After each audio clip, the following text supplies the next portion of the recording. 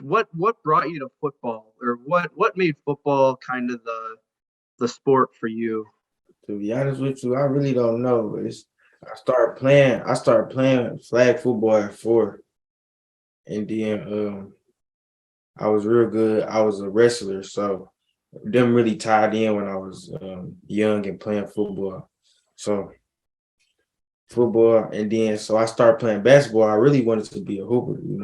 And then what brought it to my realization was like once I got to high school and realized like I'm probably not gonna be a hooper. That's when I started taking football way more serious. Like probably like I started taking football more serious, like the end of ninth grade and like till now. Cause but like even still till today, I still want to hoop. But what am I calling that? Who's your favorite basketball player? LeBron. Oh man, LeBron the best. I was a LeBron guy for a while. Then I realized I was living on the wrong side, and then I turned to MJ. I'm on the MJ side now. And MJ not. I know. That's a different discussion. That's a different discussion. You gotta look at the statistics all the way around. And then I'll just ask for your dad, Semaj. How quickly did he pick up football from like what was he right out of the crib? Football was you kind of noticed, football could be a future. He could have a future in football there, or like how quickly did he, become the star football player, great football player he is today? Well, actually, when he was young, we used to play catch, and I was like, "Oh, you can catch the ball at a young age." I said, "All right, well, you might be a football player." And what we did was just got him involved in different sports to see which one he would take to, because he is a pretty active kid. So we had to get him involved in some activities so he can release some of that energy. And then after playing some flag football, we kind of seen like, oh, he might be okay. And then he was like tackling everybody at like 5, and he was like, I want to play tackle. I can't play this flag football.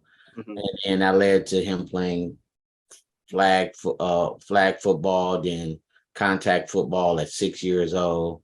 And then as the years progressed, he started to get better and better. Then he started wrestling. Then he started playing basketball. Then I was like, well, we might be on to something. When he got about 10 years old, you could see him kind of really picking up the game.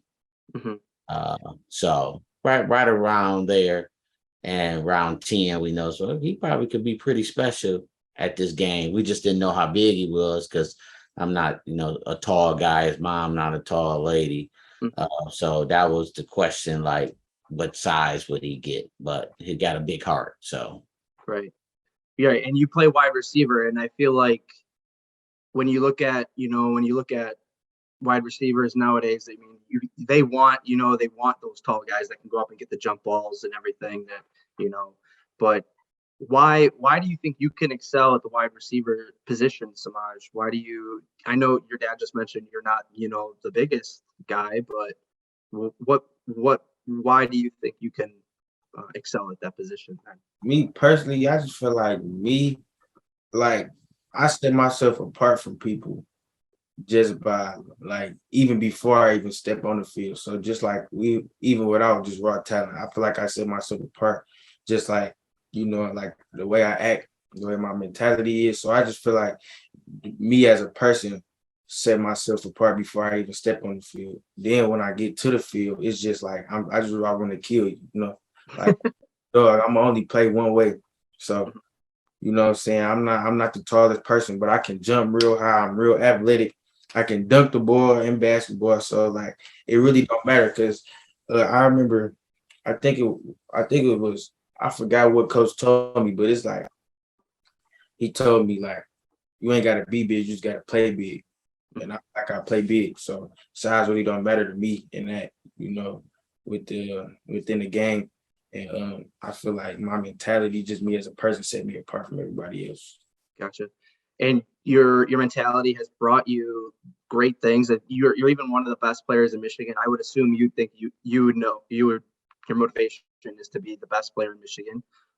You probably think you are, right? I mean, I mean, as a competitor, why wouldn't you think you are the best, right? But when you take a look at those rankings or whatever rankings it is, whether it be ESPN or Bleacher Report or whatever, whoever has the rankings of each state, how much do those rankings like motivate you or play into that motivation you carry to the field? I used to care like a lot about rankings. Like before I had offers and stuff, it was feeling like I really wasn't getting no recognition like I should. I used to care about rankings, but with me and my dad look at this stuff, and we probably see some kids that we done played against, you feel me, above me in some type of way. You feel like we really don't care because like I done stepped on the field, and played. So it's like, cause like I feel like a lot of them people that do the rankings and all them writers, I feel like a lot of them really don't even know about football. They just, you feel me, just looking at how big a kid is or this, that, or what his name is, or if he's from Florida or California. But with me, I really don't care for it. I'm not gonna lie to you, because I know every time I step on the field, I put on the show. So whatever they think, they gonna think. I'm gonna do what I do regardless. Is that way? Do you agree with that, Dad, Mr. Semaj? Do you agree? Do you really don't look at the rankings and care about what what your son brings to the field? Yeah, initially we did. The whole recruiting process is just different. So at the end of the day, a lot of our athletes, they chasing stars, they chasing recognitions, and guess what? As a father, I probably was chasing it too, not knowing. But now that we look at, like, we done lined up against a whole lot of 5 stars and 4 stars, and I can't remember one time, to be honest with you, that he even lost a rep. And guess what? We got a whole lot of videos of these guys, and if we really wanted to be like that, we could just put out a whole tape, probably 2 hours of tape, and just name kids and who he didn't line up against. So at the end of the day, we don't care about rankings. Our goal is to be better, make our team better, win a state championship, and then let's get to college and then, play at a higher level, and then also ultimately get into the NFL. So we don't look at that stuff anymore like we used to, because we know we've lined up against some of the best DBs and safeties in the country. And also we didn't play with some of the best wide receivers in the country, and kind of like, really kind of outshine those guys and in certain tournaments. So we're not looking at rankings. We just want to compete at a high level and just do what we do. So we don't care anymore. You spoke of the state championship. You guys won it in 2020, correct? Yes, sir. Yeah. What was that season like? Because I know that was probably, I think that was the COVID year and everything. Everything was impacted so differently in so many different states. What was that journey like specifically for you? And like, what was it like to win your first state title? Well, with me, the way I felt that season, it was a real big family. Like everybody think it was a Donovan Edwards show, you know what I'm saying? And everybody think like he really led us, but like what everybody really don't know from the outside looking in, like everybody really bought into one culture and one agreement that we all want to win. So it's like everybody put in, we was a real senior led team, like Donovan, Max, Jordan, Travis, like they was all some real good leaders. So like the way that journey went, it was real. I ain't gonna lie, it was rough and bumpy at first, but like, once you really like start gelling, you feel me, and like got to come together as a team and realize we all got the same goals, then we was unstoppable. Like we won 41-0 in the state championship. I know a lot of other athletes, were impacted by that too, and their recruiting processes were a lot different. I know we just spoke a little bit about the recruiting process and everything, but how do you feel like that? How much did the COVID and everything and that whole era, so to speak, like impact your recruiting process for you? I know you're only a sophomore, so you probably weren't getting too many calls because it's not official. I think it's like the junior year you have to be official to get calls or whatever. So, but did that really feel like it impacted you a lot, the COVID stuff, for recruiting and everything? Yeah, it really did. Like my freshman year, I didn't get to go to like no summer camps, no visits, none of that. I like at the beginning part of that year, I had at the beginning part of that year, I had went on two 7-on-7 trips with Coach Blackwell, and we was going to college and stuff. And that was my first time doing it, and then that was my last time doing it for probably like a year. So COVID really impacted my recruiting process, but I feel like in a way it made it better because my next year I just got to go out and camp in front of these coaches, and then I got like 12 offers in like 1 month. So I feel like in a way it helped, in a way it did. Yeah, one of those offers, and you're now are committed to the one offer you received is Michigan. So what kind of led you to Michigan? Was it the home state feel, the home school? I know, well, Michigan State's also a school. You're one of the schools in Michigan too. But what was the appeal of Michigan? To me, like me just being from Michigan, like that's not really like a big part in my decision.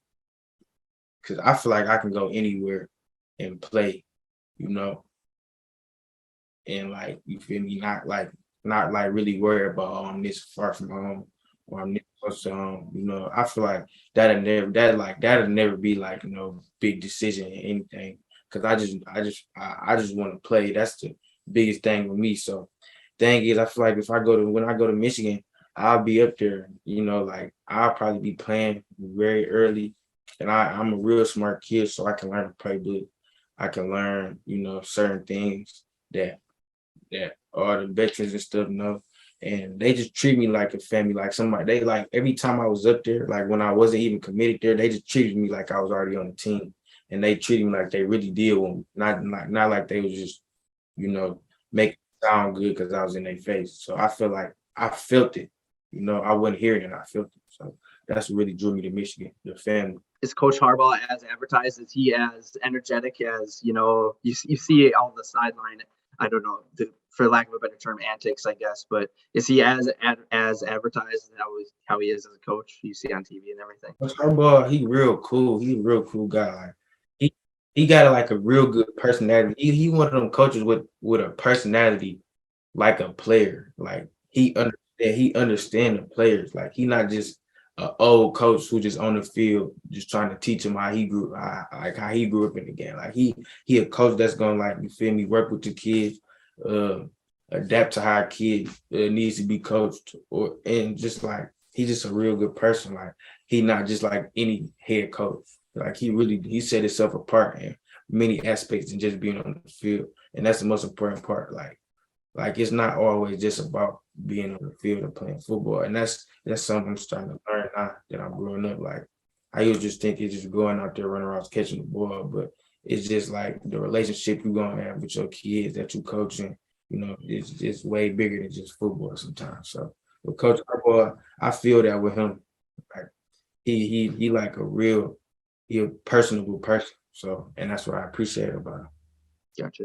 And then, Mr. Semaj, has it hit you that your son's going to play D1 football yet? Like, he's still in high school. I mean, I feel like once he takes the first step onto the field, it's really going to hit you. Like, okay, he's there, he's made it. So, like, what is that feeling like, knowing your son's going to be playing at Michigan, which is a blue blood of college football, and in the Big Ten? Well, it's very exciting because not everybody get the opportunity to play at such a high level. But to be honest with you, we don't care about that. It's about our senior year of high school football, and we trying to just go out with a bang. We'll worry about Michigan when we get to Michigan. If we take care this year, everything else gonna fall in place. So we are extremely grateful and thankful that he'll be at a university, the greatest university in the world. But to be honest with you, we thinking about high school football, and that's just what we are focused on. And we're going to go down there. We're going to spend time with them. We're going to watch some games, but you know, we don't really care. It's about high school football. We'll see them when we get there, and they're going to be happy when we get there. And you know, that's just some of the conversations we have. They're like, man, I don't even worry about college, dog. Going to get that championship. So that's our focus. It's our team, our coaches, our community. That's what we focus on right now. But we are thankful that he will, you know, play at Michigan University in January of 2023 when he enrolls. Gotcha. You speak of the community. what has that community meant to you guys, the support and everything? It's probably been great and everything, but just what could you guys talk about what the community of West Bloomfield has meant for you, for everyone there? Well, it's Yeah. great community because, this is where he grew up at, Sometimes you hear a lot of stuff. Yeah, West Bloomfield get all these transfer kids. This boy been in this district since he was 6 months old. He wasn't born in West Bloomfield, but he's lived here all his life. And this community has put some things in his life as a young man I hope will carry on with him when he gets to college and past college. The diversity, the relationships, the different events and people that he meets. This is a great school district, a great community. We have all the resources that a kid can ever want. It's not perfect by any means, but when we need to get some things done, we can get them done in the community. So we love West Bloomfield, and we love the district and the community. So. And then Semaj, what is the best piece of advice you think you've gotten from your dad as an athlete or personal off the field stuff? Is there one thing that kind of he's taught you or said to you that kind of, is that ingrained in you and still in your head that you need to carry on to the rest of your career? Man, it's a couple, but it's one that just sometimes be reoccurring that he tell me. He's like, don't let nobody mess up what you got for yourself but you. Like that's one that like when he didn't tell me that like a lot of times. Like that's one that when he tell me, like it just hit me every time he say it. So that's what. And be a good person, right, all around. That's what I say be a good dude. The doors is open up for you. So that's what me and my wife message to him is, give God the glory and just be a good person. Everything is gonna fall in place for you. So, and, growing up, these young guys is influenced by a lot of things. So if he remained focused and put the right people around him in his life and God first, then there'll be no stopping him. So, gotcha. Has he taught you anything, Mr. Semaj? I know a lot of parents can learn some stuff from their kids. The kid says one thing to the parent, and the parent gets, wide-eyed, like I've never heard that, or that's another viewpoint that they have never seen or have had, and So has he taught you or anything that stuck out in your mind that you kind of have never had a viewpoint on before? Well, yeah, I think I father him a little different than my other kids. A little more patience, a little more understanding. Understand what's going on in the world. From a father, you have to adapt because being a father is just like a coach.